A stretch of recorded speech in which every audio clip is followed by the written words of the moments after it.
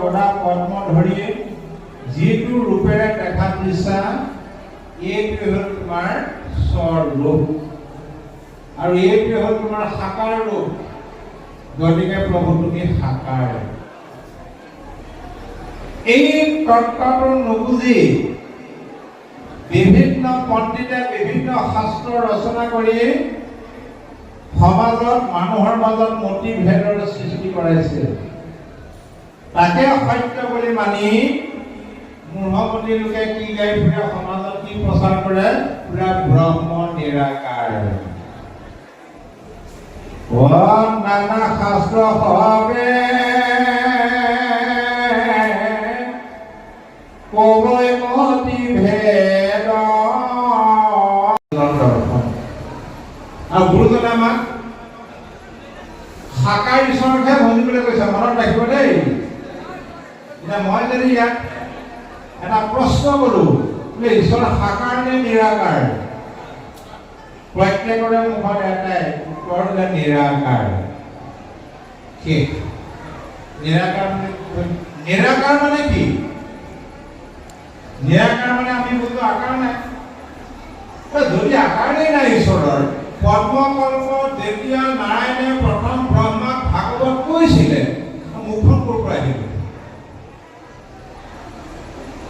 ভগৱন্ত কৃষ্ণদেৱে যেতিয়া অৰ্জুনক গীতা কৈছিলে সাকাৰ নে নিৰাকাৰ আছিলে তেতিয়া ঈশ্বৰৰ নিৰাকাৰ নামটো হ'ল এটা গুণনাম যথেষ্ট প্ৰাকৃত আকাৰ বৰ্জিত ভৈৰন্ত যিহেতু হৰি এই হেতুকে নিৰাকাৰ নাম আচন্ত ঈশ্বৰে আকাৰবোৰ প্ৰাকৃত আকাৰ বৰ্জিত আমাৰ আকাৰবিলাক প্ৰাকৃত সেইকাৰণে কেঁচুৱা হৈ জন্ম হলো শিশু হলো যুৱক হলো তাৰপিছত বৃদ্ধ হলো আৰু এই দেহটো যেতিয়া কাম নাইকিয়া হ'ব আকৌ গৈ কাৰোবাৰ কেঁচুৱা হ'বগৈ লাগিব শিশু হ'বগৈ লাগিব কিন্তু ভগৱানৰ যিটো আকাৰ এই পঞ্চভৌতিক আকাৰ নহয় প্ৰাকৃত আকাৰ নহয় যিকোনো আকাৰ ল'ব পাৰে সূক্ষ্ম ৰূপো ল'ব পাৰে বৃহৎ ৰূপো ল'ব পাৰে এবাৰ মানে কি হ'ল মধুপুৰ সত্ৰত 4জনমান পণ্ডিত আহিছে গুৰুজনৰ লগত তৰ্ক নিত্য হ'বলৈ গুৰুজনে কৈছে আমি সাকাৰ ঈশ্বৰক ভজিব লাগে ঈশ্বৰ এতিয়া সাকাৰ ৰূপত আছে পণ্ডিতে নামানে ঈশ্বৰ নিৰাকাৰ গুৰুজনে কৈছে ঈশ্বৰ সাকাৰ বিভিন্ন যুক্তি দিছে নামানিলে চান্দখাই আকৌ কথাবিলাক শুনি আছিলে চান্দখাই গুৰু আজ্ঞা লৈ পণ্ডিত কেইজনক 3টা প্ৰশ্ন কৰিলে পণ্ডিতসকলে আপোনাৰ মহাপণ্ডিত মোৰ মনৰ সংশয় কেইটামান দূৰ কৰিব লাগে প্ৰথম প্ৰশ্ন গংগা ক'ৰ পৰা উৎপত্তি হ'ল পণ্ডিতে কৈ দিলে ভগৱানৰ চৰণৰ পৰা ব্ৰহ্মাণ্ডৰ সৃষ্টি হ'ল ভগৱানৰ নাভিত বেদ ক'ৰ পৰা সৃষ্টি হ'ল ভগৱানৰ মুখৰ পৰা চান্দখাই ধৰিলে উভতি আপোনালোকে যিজন নিৰাকাৰ ঈশ্বৰৰ কথা কৈছে সেইজন অকল চৰাণ প্ৰসাদীহে নাভিটোৱে মুখখনেহে থাকে কিন্তু গুৰুজনে আমাক যিজন সাকাৰ ঈশ্বৰৰ কথা কৈছে শিৰৰ পৰা পাদলৈকে থাকে গতিকে আমাৰ দেখিবলৈ ধুনীয়া তৃতীয় স্কন্ধ ভাগৱতত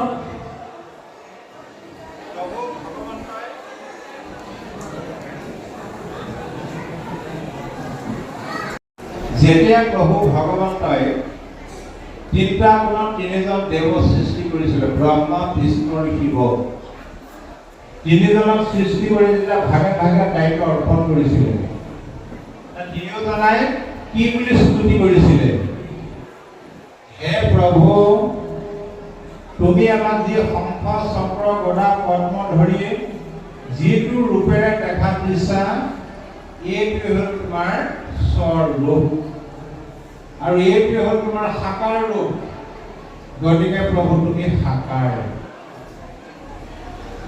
এই তত্ত্বটো নুবুজি বিভিন্ন পণ্ডিতে বিভিন্ন শাস্ত্ৰ ৰচনা কৰি সমাজত মানুহৰ মাজত মতিভেদৰ সৃষ্টি কৰাইছে। তাকে সত্য বুলি মানি মূঢ়মতি লোকে কি গাই ফুৰে, সমাজত কি প্ৰচাৰ কৰে, পুৰা ব্ৰহ্ম নিৰাকাৰ। নানা শাস্ত্ৰ সবে কবৈ মতিভেদ নুবুজি তত তোমাৰ তাকে সত্য মানি মূঢ় যত প্ৰাণী বোলৈ ব্ৰহ্ম নিৰাকাৰ।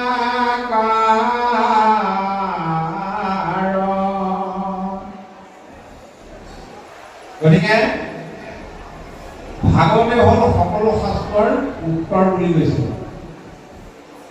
আৰু তাতোতকৈ সহজ সৰল বুজিবলৈ হ'লে কীৰ্তন আৰু নামঘোষা পঢ়িলেই হৈ গ'ল, বেলেগ শাস্ত্ৰৰ কোনো প্ৰয়োজন নাই। আৰু যি কি নহয়, গুৰুজনাই সৃষ্টিৰ সম্পৰ্কে কি ক'লে, অনাদি পাতনত কৈছে, নিমি নৱবিধ সংবাদত কৈছে। সৃষ্টিৰ পাতন তাৰমানে সৃষ্টিৰ আদিত ব্ৰহ্ম নিৰাকাৰ। সেই নিৰাকাৰ ব্ৰহ্মই কি কৰিলে, সাকাৰ ৰূপ লৈ ল'লে। কৃষ্ণ সেৱা দুই প্ৰকাৰে হ'ব।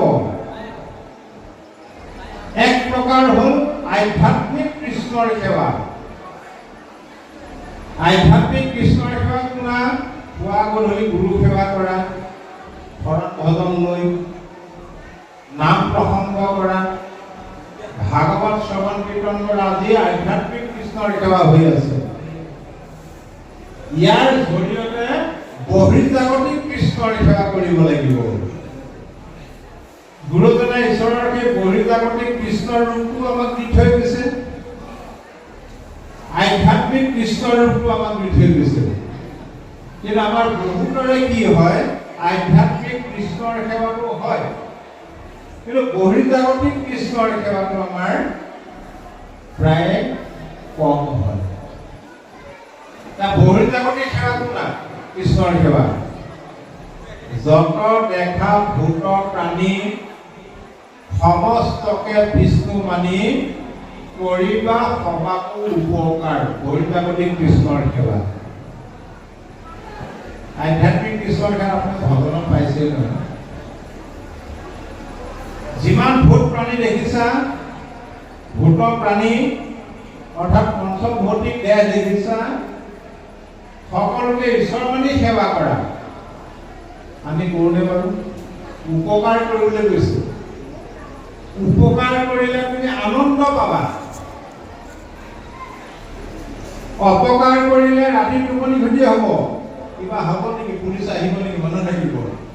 যদি উপকাৰ কৰা মনলৈ আনন্দ আহিব। সেই আনন্দটো কি? আনন্দ, কৃষ্ণৰ শব্দৰ অৰ্থ হ'ল আনন্দ। আনন্দই ব্ৰহ্ম বুলি কৈছে।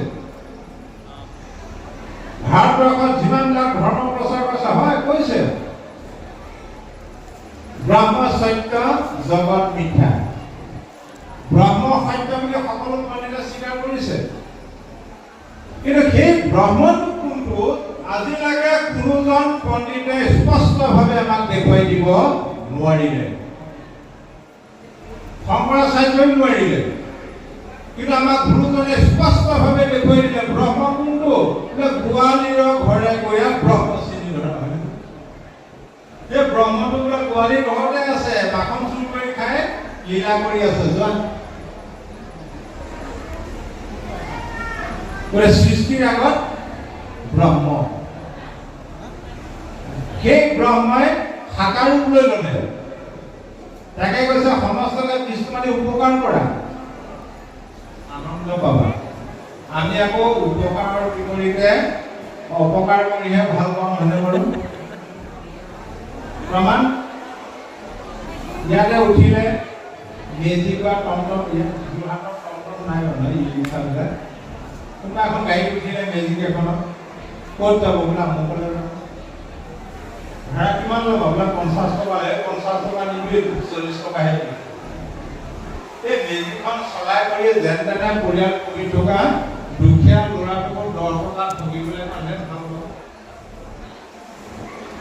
দিনৰ দিনটো কাম কৰিবলৈ মানুহ এটা মাতিলোঁ কামত লগালোঁ সন্ধিয়া টকা সুধিলোঁ হাজিৰা কিমান লাগিব বোলে 500 টকা 500 লাগিলে 450 টকা লোকৰ ঘৰে ঘৰে কাম কৰি খাই ফুৰা দুখীয়া মানুহটোকো 50 টকা ঠগিবলৈ পালেহে ভাল পাওঁ কিন্তু ঈশ্বৰ সেৱা হ'ল আনকি মাক বাপেকেও ল'ৰা ছোৱালীক মানুহক ঠগিবলৈকে সৰু কালৰ পৰা শিক্ষা দিয়ে বাপেকে পাণখিনি পাৰিলে বাৰান্দাত ডুবাই থৈ দিলে পিতেকক ক'লে পাণখিনি জুকিয়াই থবি মই আমুকৰ নাম আছে নামৰ পৰা ঘূৰি আহোঁতে সন্ধিয়া লাগিব পিতেকে ক'লে মই পাণ কেনেকৈ জুকিয়াই নাজানো বোলে 20 দিবি ডাঙৰবিলাক কাষত দিবি সৰুবিলাক মাজত ভৰাই ভৰাই দিবি তাৰমানে মানুহক তেনেকৈ কৰি ভাল পাওঁ গুৰুজনে আমাক আধ্যাত্মিক কৃষ্ণৰ ৰূপটো ধ্যান মননত দেখুৱালে বহিৰ জাগতিক কৃষ্ণ কোন চোৱা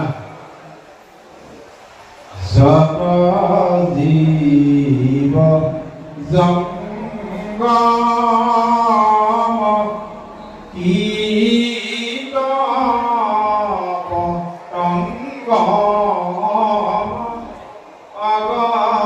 অগণগ জগতে কায়া হে প্ৰভু এই সমস্তবিলাক তোমাৰেই কায়া কায়া মানে দেহ কাৰ দেহ বোলে ঈশ্বৰৰ দেহ এইটো উপলব্ধি কৰিব লাগিব আমি এইটো উপলব্ধি নকৰাৰ কাৰণে কি কৰোঁ জিভাৰ তৃপ্তিৰ কাৰণে মাৰি পুৰতহি উদৰ নাহি কৰত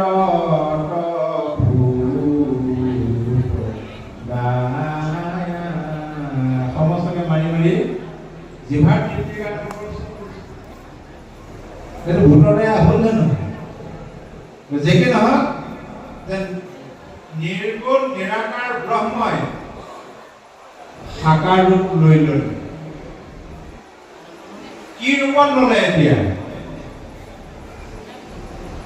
ওই একে মাত্ৰ ব্ৰহ্ম থাকা গুৰুজনাই নিমি নৱসিদ্ধ সংবাদত লিখিছে ওই একে মাত্ৰ ব্ৰহ্ম থাকা সৃষ্টিৰ আদিত নিৰাকাৰ ব্ৰহ্ম সাকাৰ ৰূপ ল'লে জগত স্বৰূপে তেওঁ ভৈৰত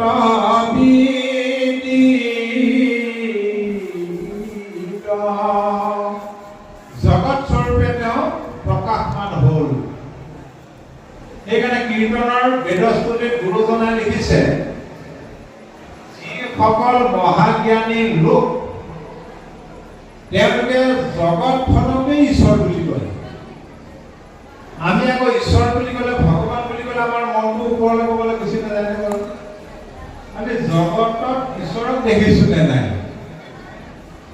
নাই দেখা দেখিব পাৰিব লাগিব অভ্যাস আপোনাৰ ধৰক আপোনাৰ ঘৰখন অস্থায়ী ধৰি লওক মাটি 1.5 কঠামান কিনিলে কিনি চাৰিফালে ৱালখন মাৰি থৈ দিছে চালিৰ নিচিনাকে অস্থায়ীকে ঘৰ এখন বনাই আছে মনে মনে ভাবি আছে মই ঘৰখন পকীকৰণ কৰিব লাগিব এই বুলি পইচা জমা কৰি আছে নিৰ্দিষ্ট পৰিমাণৰ ধন জমা হ'ল মনে মনে ভাবিলে ঘৰখন নতুনকৈ নিৰ্মাণ কৰোঁ তেতিয়া আপোনাৰ এজন মানুহৰ প্ৰথম আশ্ৰয় ল'ব লাগিব নাই ঘৰ বনাবলৈ কাৰ আশ্ৰয় ল'ব লাগিব এজন মিস্ত্ৰী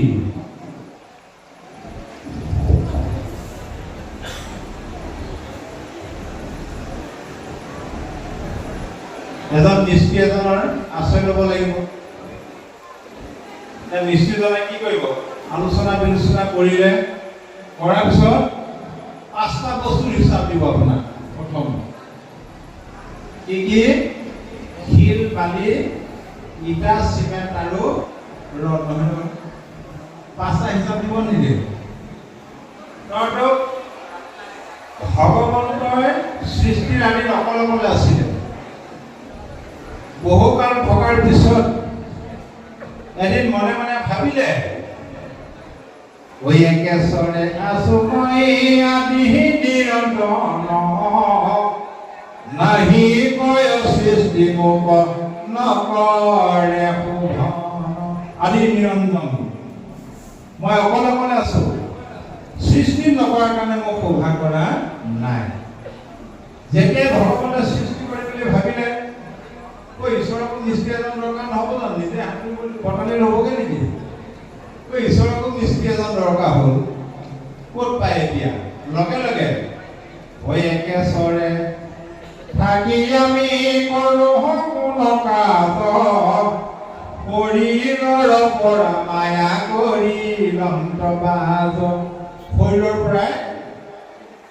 মায়াৰূপী মিস্ত্ৰী এগৰাকী বনাই পেলালে বনাই আজ্ঞা কৰিলে হেৰা মায়া তুমি পূৰ্বৱতে পুনৰ সৃষ্টি কৰিব লাগে মায়াই ক'লে প্ৰভু কেনেকৈ সৃষ্টি কৰিম এতিয়া চেকুৰিটো মায়াই হিচাপ দিলে নহয় প্ৰভু মোকো এই পাঁচটা বস্তু লাগিব কি কি লাগিব মাটি পানী জুই আকাশ আৰু বায়ু পঞ্চভূত ভগৱানে ভাবিলে হয় কথাটো লগে লগে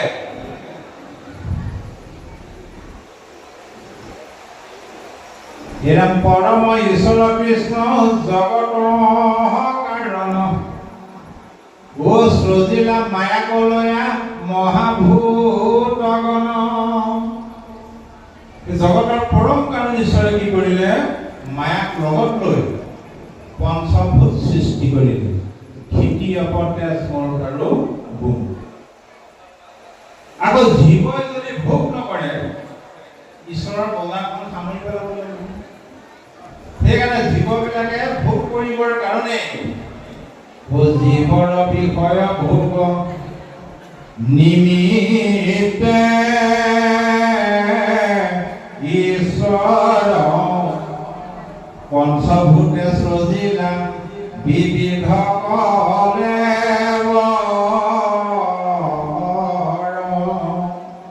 জীৱই বিষয় ভোগ কৰিবৰ কাৰণে এই পঞ্চভূতেৰে বিভিন্ন দেহবিলাক বনালে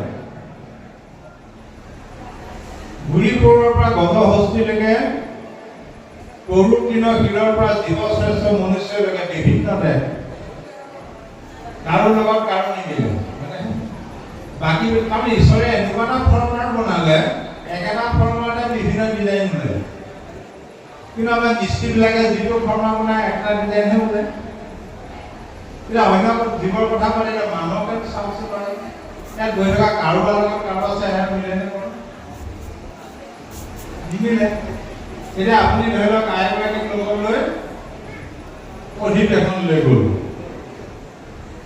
সন্ধ্যা লাগিলে আজি যাওঁগৈ আৰু আইগৰাকীক বিচাৰি বিচাৰি আইসকলৰ মাজত বহি আছে বিচাৰি বিচাৰি বিচাৰি বিচাৰি যিমান হাজাৰগৰাকী আই মাতিয়ে নাথাকক আপুনি এইগৰাকীয়ে মোৰ আইগৰাকী বিচাৰি পাবনে আপুনি কেনেকৈ গম পালে আপোনাৰ গৰাকী বুলি মানে বেলেগৰ লগত চেহেৰা নিমিলে ঈশ্বৰে তেতিয়াই চিন্তা কৰিলে যদি একে চেহেৰা কৰিলো এখন কটাকটি মাৰপিট কৰিব সেইকাৰণে কাৰো লগত কাৰো চেহেৰা নিমিলে তাৰপিছত কি কৰিলে এই পঞ্চত গোটেই দেহবিলাক বনালে এই চকুকেইটা আছে আকৌ চকুত টিপ টিপ টাপ টাপটো নাই কাণ কেইখন আছে নুশুনে নাকটো আছে উশাহ নিশাহ নাই মুখখন আছে খাবও নোৱাৰে কথাও পাতিব নোৱাৰে হাত ভৰি আছে লৰাব নোৱাৰে কি হ'ব এতিয়া লগে লগে মায়াই উপাধি প্ৰাণী সৃজিলা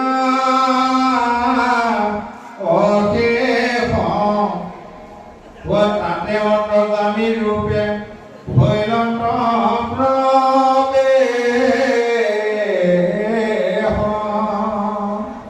তাত আকৌ অন্তৰ্গামী ৰূপে প্ৰৱেশ কৰিলে সেইকাৰণে ঈশ্বৰৰ এটা গুণনাম হ'ল বিষ্ণু বিষ্ণু শব্দটো সংস্কৃত বৃক্ষ ধাতুৰ পৰা আহিছে বৃক্ষ মানে পৰমাত্মাৰ ৰূপে আমাৰ ঘতে ঘতে প্ৰৱেশ কৰি থকাৰ কাৰণেহে আমি এতিয়া জীয়াই আছো। ৰাতিটো তেওঁৱে আমাক জীয়াই ৰাখিব। ৰাতিপুৱা যদি আমাক সাৰ পাই নিদিলে কাইলৈ আহিব পাৰিলোঁ বাৰু, ইমান সময়ে চাই কৰি পেলালে নহয়নে বাৰু? গতিকে আমাৰ জাতিক লৈ গৰ্ব কৰিবলগীয়া, বিদ্যাক লৈ গৰ্ব কৰিবলগীয়া, ধনক লৈ গৰ্ব কৰিবলগীয়া, চেহেৰাক লৈ গৰ্ব কৰিবলগীয়া কিবা আছেনে বাৰু? আমাৰ একোৱেই নাই। জীৱাবিলাক স্বতন্ত্ৰ নহয়, সকলো আমি মায়াৰ অধীন। মায়া ভগৱন্তৰ অধীন। তাৰপিছত কি কৰিলে? ইমান সুবিধা কৰি দিলে আমাক। বিভঞ্জিয়াই আপোনাক প্ৰভু নাৰায়ণ শ্ৰজিলাই গণ বুদ্ধি প্ৰাণ। দশইন্দ্ৰিয় দিলে, আকৌ মনটো দিলে। বোলে মনটো হ'লেও কামত নিদিব, মনে ভাবি বুলি থাকোঁতে যাব, বুদ্ধিটো দি দিলে খাটাম। ভগৱন্তই মানুহক দিয়া শ্ৰেষ্ঠ বস্তুটো হ'ল বুদ্ধি, বিচাৰ বুদ্ধি। সেইকাৰণে বুদ্ধিটো সদায় সতত লগাব লাগে, অসতত কেতিয়াও লগাব নালাগে। কাৰোবাৰ গৃহ কণ্ডল লাগিছে, কাৰোবাৰ সমাজত কণ্ডল লাগিছে, সেই কণ্ডল ভঙা ঠাইত বুদ্ধিটো লগাব লাগে। যেতিয়া সমস্ত পাই গ'ল, পাই যাওঁতে জীৱৰ বিকাৰটো আৰম্ভ হৈ গ'ল। কি বিকাৰ? আমি নিজক আত্মবিস্মৃতি হ'ল। আমি যে ঈশ্বৰৰ অংশ জীৱ, দুদিনমানৰ কাৰণে কৰ্মফল নকৰি সংসাৰলৈ আহিছোঁ, সকলো পাহৰি গ'ল।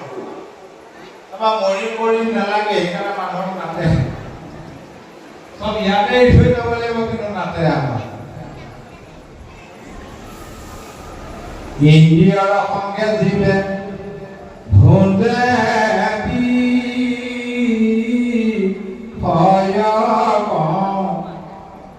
আত্মা বুলি মানে মায়া ময় শৰীৰ।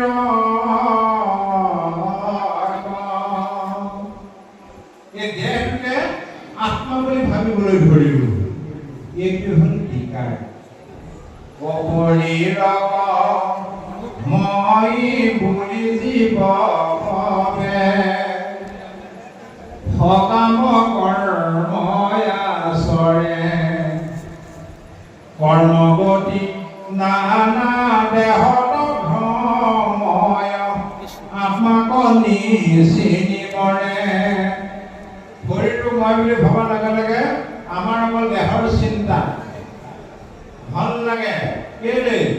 দেহটো সুখত ৰাখিবৰ কাৰণে। এই দেহটোক যিমান সুখ দিবলৈ বিচাৰিব, সিমানে আপোনাৰ বেমাৰ আজাৰ বৃদ্ধি হ'ব। মনত ৰাখিব। জিভাখনক যিমান তৃপ্তি দিবলৈ বিচাৰিব, সিমানে বেমাৰ আজাৰ হৈ যাব। এটা এখন খাব নোৱাৰা হৈ যাব। আজিকালি 30 বছৰ পৰা হ'লে চেনি খাবলৈ নোৱাৰে। কেলে নোৱাৰে? গোটেই জীৱনটোত যিমান কুইণ্টেল চেনি খাব লাগে, 30 বছৰ বয়সত খাই এৰাই কৰিব লাগে। পিছত কি হয়গে অৱস্থা? যাব পৰা ঠাণ্ডা পানী চামুচোন নোযোৱা হয়। কেলে হয়? নিজৰ কৰ্মফলত। যদি ভাগৱতে আমাক ভোগ কৰিবলৈ কৈছে, মনত ৰাখিব, ত্যাগ কৰিবলৈ নাই কোৱা। কিন্তু ভাগৱতে আমাক ভোগ কৰিবলৈ কৈছে। কেনেকে ভোগ কৰিবা? ঈশ্বৰ অৰ্পণ কৰি। দিব্য ভোগ জহত ভুৱে উপগত প্ৰাৰব্ধ কৰ্মৰ ফলে বিষ্ণুত কৰ্পিয়া বৈষ্ণৱক দিয়া ভুঞ্জাতা কৌতূহলে। তুমি আজি দিব্য ভোগবিলাকৰ গৰাকী হৈছা। প্ৰাৰব্ধ কৰ্মফল কোনে দিছে? ঈশ্বৰৰ ইচ্ছাতহে পাৰিছে। ঈশ্বৰৰ ইচ্ছা নহ'লে বিপদ আছে। এতিয়া বাস্তৱত আপুনি চাব, তাকে ভোগ কৰা কেনেদৰে? সমস্ত বিষ্ণুৰ চৰণত অৰ্পণ কৰি দিয়া। ভগৱন্তৰ চৰণত যিবিলাক খাদ্য বস্তু অৰ্পণ কৰিব নোৱাৰো, সেইবিলাক আমি এই ভগৱন্তৰ চৰণত অৰ্পণ কৰিব নোৱাৰোঁ। আকৌ ভগৱান বৈষ্ণৱৰ উদ্দেশ্যে খৰচ কৰা, ধনীক ধন দিছে, দুখীয়াক সহায় কৰিবৰ কাৰণে আত্মকেন্দ্ৰিক হৈ নিজক ভোগ কৰিবলৈ দিয়া নাই। নোৱাৰিবা, নাই বুলি ক'লা। মোৰ ইচ্ছাতে তুমি দুবেলা দুসাঁজ খাই আছা, গুৰুজনৰ দৰ্শনটো চাব কিমান